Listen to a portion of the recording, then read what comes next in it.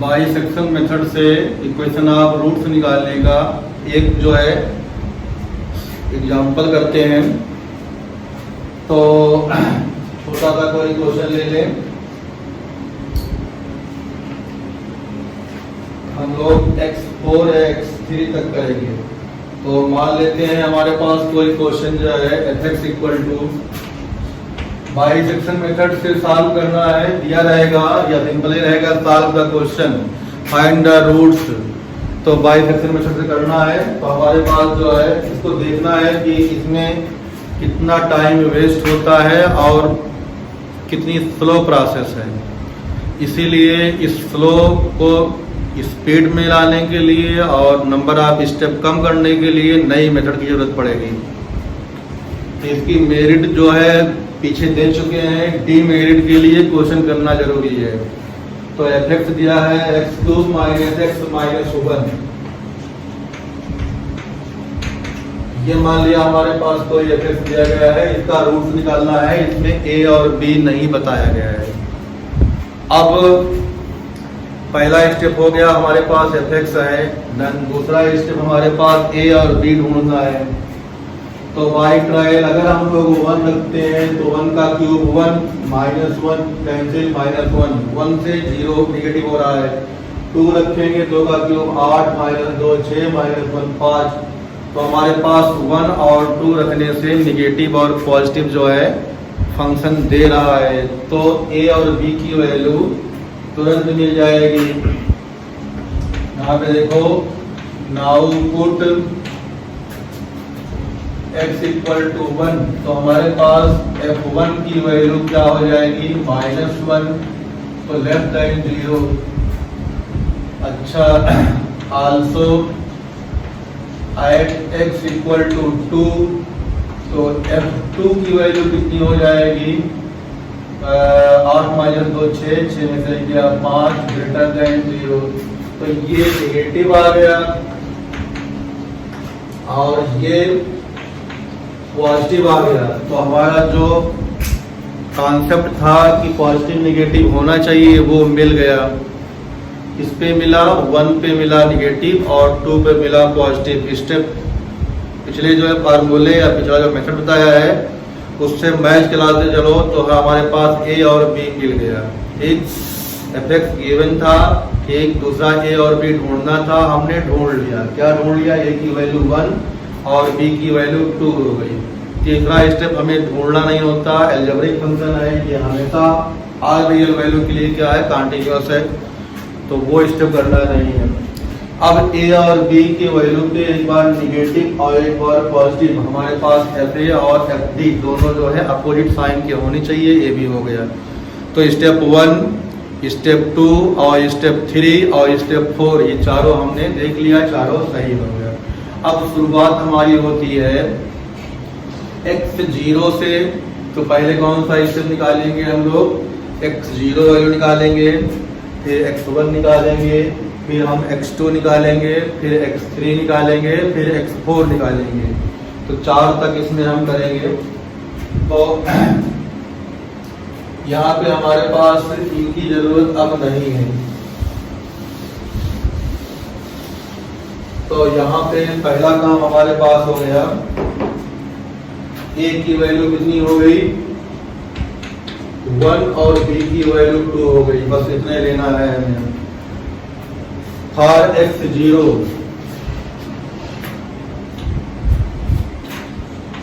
और x0 हम proceed करेंगे। तो x0 इक्वल टू होता है दोनों का सम। तो 1 + 2/2 अपान 2 दिया जाएगा कितना 3/2 या 1.5। x0 की वैल्यू आ गई 3/2 या 1.5। अब ध्यान देना है, जो x0 हमने ढूंढा है उस x0 को दिए गए फंक्शन में x के प्लेस पे रखेंगे।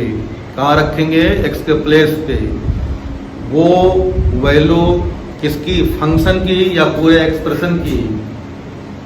3 कैटेगरी में आएगी, या तो 0 आएगी, या तो पॉजिटिव आएगी या तो निगेटिव आएगी। जीरो वाला हमें देखना नहीं है, हमें सिर्फ देखना है या तो प्लस या तो माइनस। तो अब हमारे पास एफ ऑफ एक्स जीरो की वैल्यू कैलकुलेट करेंगे। एफ ऑफ एक्स जीरो की वैल्यू जब कैलकुलेट करेंगे तो हम दिए गए फंक्शन में एक्स के प्लेस पे 3/2 रखेंगे। कैलकुलेटर की जरूरत है, अभी तो इजी है। तो 3/2 का क्यूब करेंगे तो 27/8 माइनस 3/2 माइनस 1 सात करो, एलसीएम 8 हो जाएगा। तो यहाँ होगा 12, यहाँ हो जाएगा 8, 12 8 20, 27 से 20 गया 7, 7/8। तो ये ग्रेटर देन 0 पॉजिटिव आ गया। अब फिर जो पिछला लेक्चर जो बताया है, जैसे वैल्यू पॉजिटिव होती है रूट्स कहाँ लाई करता है, a और x0 के बीच, a और x0 के बीच। तो हमारे पास यहाँ पे तीन चीज है, देखो a की वैल्यू 1 है, x0 की वैल्यू 3/2 है और b की वैल्यू 2 है। पॉजिटिव होने पे रूट इन दोनों के बीच लाई करेगा, निगेटिव होने के पे रूट इन दोनों के बीच लाई करेगा। तो अब ये पॉजिटिव आया तो रूट कहाँ होगा, तो कंक्लूजन क्या निकलेगा, दिए गए इक्वेशन का जो अप्रोप्रिएट रूट होगा या मोर करेक्ट रूट होगा, तो that is roots lie between, किसके बीच लाई करेगा, पॉजिटिव होने पे इनके बीच। तो हमारे पास बिटवीन 1 एंड 3/2 पहला स्टेप हमारे पास हुआ। सॉल्यूशन का एक सेट हुआ। अगर हमें टेबल बनाना होता तो पहला जिसे लिखते हैं एन, एन की वैल्यू 1 हुई, फिर उसमें ए और बी लिखेंगे, एक्स लिखेंगे और एफ एक्स लिखेंगे। तो एक्स की वैल्यू और एफ एक्स की वैल्यू, ए और बी की वैल्यू, पहला स्टेप हमारे पास खत्म हुआ। अब इसी तरह से हम लोग आगे प्रोसीड करेंगे। अब ये जो नई वैल्यू आई है इसमें छोटी वैल्यू को ए, इसको छोटी वैल्यू को ए कहेंगे। ये छोटी वैल्यू है 1 और 3/2 मतलब 1.5 बड़ी है तो उसको बी कहेंगे। नए केस में ए और बी की वैल्यू क्या हो जाएगी, 1 3/2। तो r(x0) के लिए हमारे खत्म हो गया। अब हमारे पास जो है r(x1) के लिए करेंगे। किसके लिए करेंगे, r(x1). तो अब हमारे पास जो है नाउ a1 इक्वल टू हो गया 1, b1 इक्वल टू हो गया 1.5 और x1 इक्वल टू हो जाएगा, इन दोनों को ऐड करके /2 कर दो। तो अगर इन दोनों को ऐड करके /2 करोगे तो तुम्हारे पास 1 + 1.5 मतलब 2.5/2 तो 1.125 आएगा। तो ये हो जाएगा 1 + 1.5/2। x1 की वैल्यू आ गई 1.25। तो इसको हम इस तरह लिख ले, a1 की वैल्यू 1 और x1 की वैल्यू 1.25 और b1 की वैल्यू 1.5। ये हमारे पास जो है आगे इस बात की जरूरत पड़ेगी। ये बात हमारे पास जो है आगे डिसाइड करेगा कि हमारे रूट किसके बीच में। वो जब हम लोग x2 निकालेंगे तो इसी बात को देखेंगे। अब जो पिछले रूल हमने बताए हैं उस रूल को अगर हम ध्यान से देखें, पढ़ें और समझें तो हमारे पास x1 निकालने के बाद रूट जो है लाई करेगा, वो बता दिया हमने। अब जो है f(x1) निकालने के यहाँ पे पहुँचाए तो हमारे पास f(x1) जब निकालेंगे तो f(x1) की वैल्यू निकालने के लिए इसे अगर फ्रैक्शन में लिखोगे 1.25 को फ्रैक्शन में बनाओगे तो 5/4 हो जाएगा। तो 5/4 का क्यूब कहाँ रख रहे हैं, इस फंक्शन में, -5/4 -1। 5/4 का क्यूब करेंगे तो 125/64 -5/4 -1 साल करो, 64 एलसीएम आएगा तो 64 आएगा, जिसमें जो है 16 से मल्टीप्लाई करेंगे 80 और 64, 80 और 64 कितना हो जाएगा 125 माइनस 80 माइनस 64 अपॉन 64। तो हमारे पास जो है ऊपर की वैल्यू ये नेगेटिव बड़ी हो रही है, ये पॉजिटिव छोटा हो रहा है, तो आंसर नेगेटिव आएगा। तो हमारे पास ये आंसर हो जाएगा 80 निकला, तो बचा जो है 45, 45 में से 40 निकला, बचा कितना 24, 24 में से 4 निकला तो 20, माइनस 19 ये हो जाएगा माइनस 19 अपॉन 64।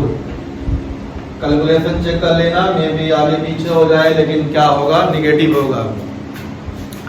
कंसंट्रेट हमें यहाँ पे करना है कि ये वैल्यू क्या होगी निगेटिव होगी। जैसे निगेटिव होती है फिर हमारे पास पीछे जो हमने रूल दिखाए हैं, अगर दिए गए फंक्शन में किसी x0, x1, x2 and so on की वैल्यू रखने से एक्सप्रेशन की वैल्यू f(x) की वैल्यू नेगेटिव या पॉजिटिव आती है, तो रूट इस बॉक्स से डिसाइड होता है। अब नेगेटिव आएगी तो रूट इन दोनों के बीच लाई करेगा। कहाँ करेगा? रूट इन दोनों के बीच लाई करेगा। इसका मतलब हमारे पास हो जाएगा कि रूट लाई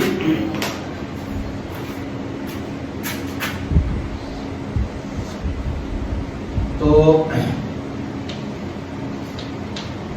लाइज बिटवीन कौन से वैल्यू के बीच में? इन दोनों के बीच में। तो लोअर वैल्यू हो जाएगी 1.25 एंड 1.5। जहां पे तुम्हें कंसंट्रेट करना है कहां पे लाई करेगा? 1.25 और 1.5 के बीच लाई करेगा। बाकी हमें कोई मतलब नहीं है प्रोसेस से, ठीक। तो प्रोसेस में जो 3 टाइप के वर्ड थे वो ये तीनों वैल्यू था, और ये प्लस माइनस का जो साइन था उसके पहले बताए गए स्टेप से जो फार्मूला है उसको ध्यान देखना है, फिर रूल डिसाइड करेंगे ये होगा। अब इन दोनों चीजों के लिए ये A हो जाएगा, ये क्या हो जाएगा? B हो जाएगा। तो अब की इसे हम नाम देंगे A2 और B2। क्या नाम देंगे? A2 B2। इस A2 B2 से X2 निकालेंगे तो हमारे पास जो है अगला स्टेप जब आएगा तो अगले स्टेप में जो है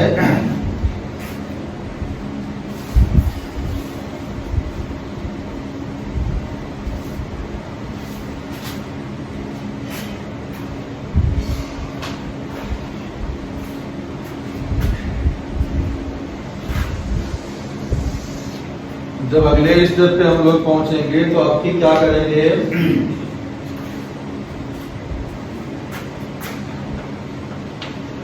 नाउ तो A2 की वैल्यू हो जाएगी तुम्हारे पास लोअर वैल्यू 1.25 और B2 की वैल्यू हो जाएगी 1.5। तो x2 इक्वल टू हो जाएगा, दोनों को ऐड करना है तो 1.25 1.5 2.75 अपॉन 2 तो 1.375 ये x2 आ गया। यहां तक हम लोग पहुंचाए। अब इस x2 से तो ये जो बॉक्स बनेगा, बॉक्स की वैल्यू में हमारे पास जो है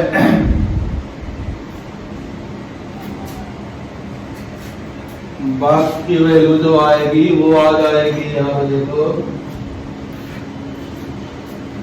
तो मिल गया हमारे पास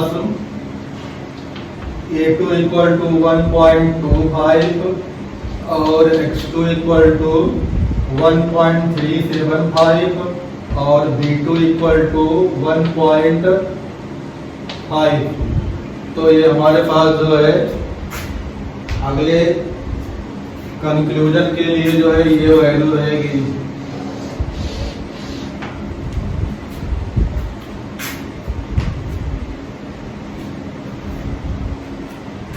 यहाँ पहुंच गए। अब हम लोग को जो है ये निकालना है f of x2। तो f of x2 निकालेंगे तो 1.375 से हमारे पास हो जाएगा f of x2 equal to 1.375 का क्यूब माइनस 1.375 माइनस 1। अब ये वैल्यू कैलकुलेट करनी होगी तो कैलकुलेट करना पड़ेगा।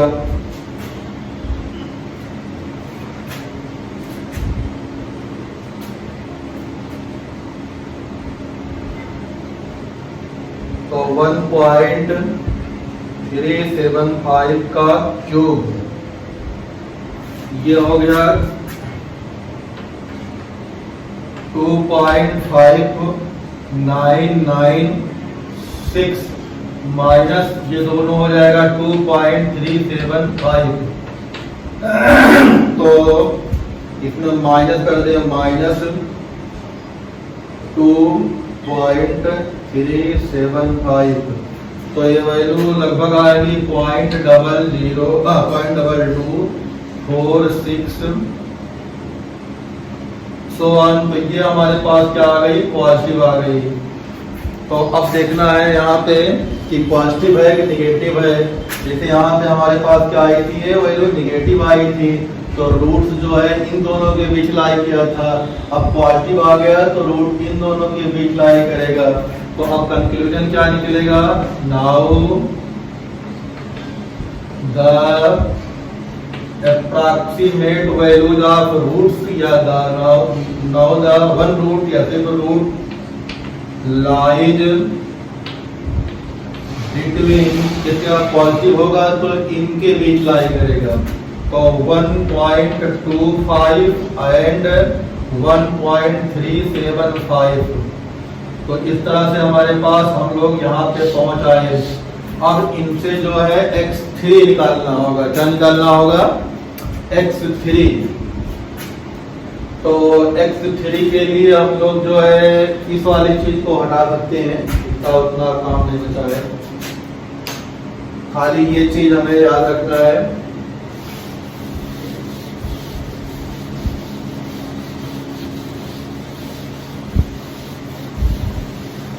तो दिया गया जो हमारे पास fx होगा वो हमें पता होना चाहिए। तो fx को हम यहाँ निकाल ले रहे हैं। तो fx बराबर था x2 माइनस x माइनस 1। शुरुआत में a1 b की वैल्यू 2 थी।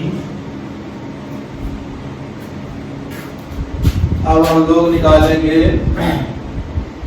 x3 की वैल्यू। तो हमारे पास इसमें जो है बिटवीन ये लोअर वैल्यू है a3 हो जाएगा और ये क्या हो जाएगा b3। तो यहाँ पे मेंशन कर ले जिसकी है फॉर x3। तो a3 की वैल्यू कितनी है, देखो a3 की वैल्यू है 1.25 और b3 की वैल्यू कितनी है 1.375। तो x3 जो होता है इन दोनों का सम बाई 2 होता है। तो 1.25 प्लस 1.375 होल अपॉन 2। तो सॉल्व करेंगे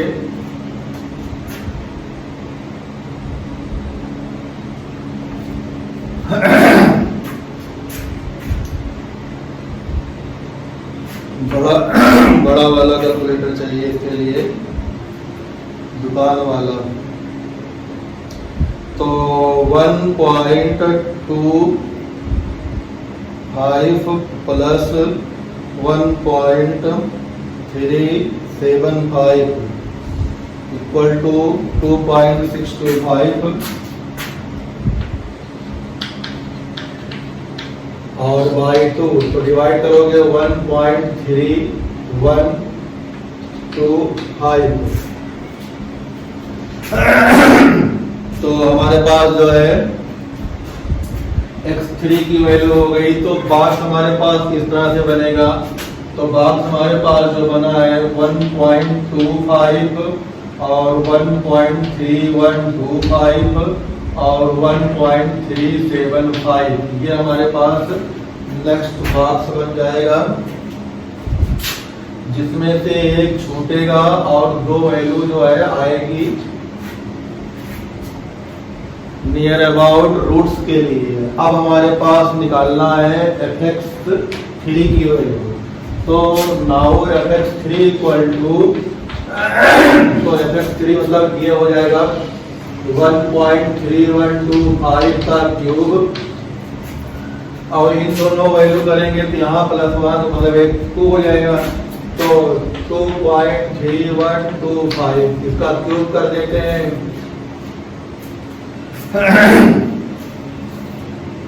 तो क्यूब जब करेंगे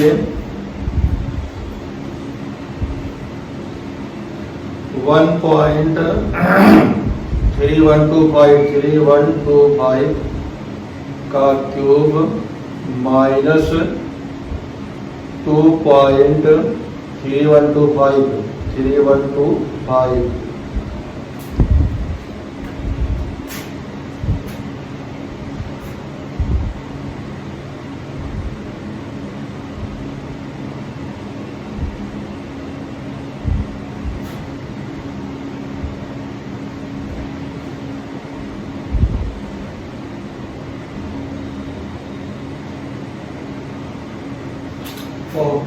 नेगेटिव आ रहा है तो आएगा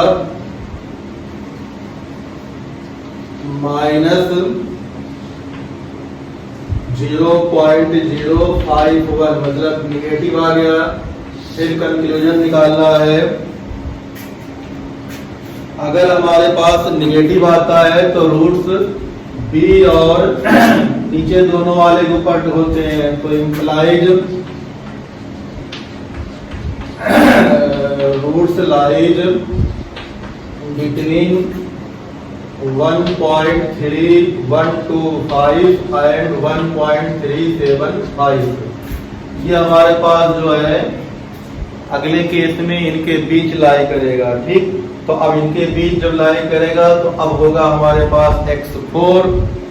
तो x4 जब करेंगे हम लोग तो x4 के लिए हमारे पास ये लोअर वैल्यू है, ये अपर वैल्यू है। तो ये वैल्यू क्या हो जाएगी a4 की और ये b4 की हो जाएगी। तो भार x4 जो करना है तो ये बीच वाला हम हटा रहे हैं।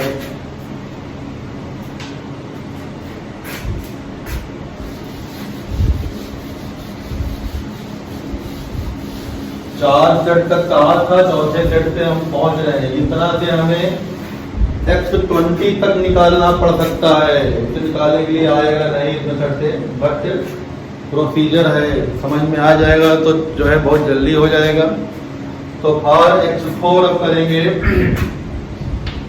तो फार x4 में हमारे पास तो x4 की वैल्यू अगर हम यहाँ कैलकुलेट कर ले रहे हैं जिस जगह है तो x4 इक्वल टू हो जाएगा दोनों का ऐड बाई 2। तो 1.3125 प्लस 1.375 होल अपॉन 2। तो ऐड करो और बाई 2 कर दो।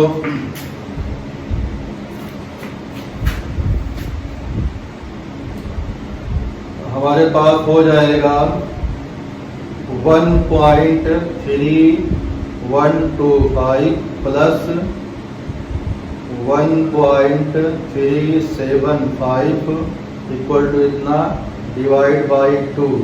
1.34375। तो हमारे पास x4 के लिए जो है तो हो जाएगा यहाँ से 1.3125 और ये तुम्हारे पास हो गया a4 और x4 की वैल्यू आ जाएगी 1.34375 और b4 की वैल्यू आ जाएगी 1.375। तो ये हमारे पास आ गया। अगले के लिए जो है ये बॉक्स बन जाएगा जो रूट कैलकुलेट करना होगा। तो ये फिर हमारे पास एक बॉक्स हो गया है। इस बॉक्स को हमें जो है एनालिसिस करनी पड़ती है बाद में। तो ये हमारे पास बॉक्स हो गया। अब निकालेंगे हम लोग f ऑफ x4। तो तो एफ ऑफ x4 निकालेंगे तो 1.34375 का क्यूब माइनस ये वाला और ये वाला, तो इसमें जो है ये वैल्यू यही रहेगी, इसमें एक और तो 2 कर दें तो 2.34375 इसकी वैल्यू कैलकुलेट करो। तो इसकी वैल्यू जो कैलकुलेट की जाएगी तो हमारे पास मिलेगा 1.34375 का क्यूब माइनस 2.34375, तो ये वैल्यू आएगी लगभग 0.08261। तो ये हमारे पास पॉजिटिव आ गई। इसका मतलब रूट्स इन दोनों के बीच लाई करेगा। तो now the roots lie between 1.3125 and 1.34375। इस तरह से इसको एंड सो ऑन सॉल्व करेंगे। x5 निकलेगा, x6 निकलेगा, x7 निकलेगा। जब एक केस ऐसा आएगा कि दो वैल्यूज के बीच का डिफरेंस अप्रॉक्सीमेट मिनिमाइज हो जाए या नेग्लिजिबल हो जाए, तो वो जो है हमारे पास क्या कहलाएगा, एक्यूरेट दिए गए इक्वेशन का a और b के बीच की रूट होगी। तो इस क्वेश्चन को यहीं तक करेंगे, आगे फर्दर जो है सॉल्व करने की जरूरत नहीं है। ये मेथड है, 2 बार 3 बार इसको अच्छी तरह समझना है। अगर समझ में आ गया तो आगे जो है स्टेप इजी होगा, अदरवाइज जैसा करोगे वैसा जो है आगे क्वेश्चन में प्रॉब्लम मिलेगी।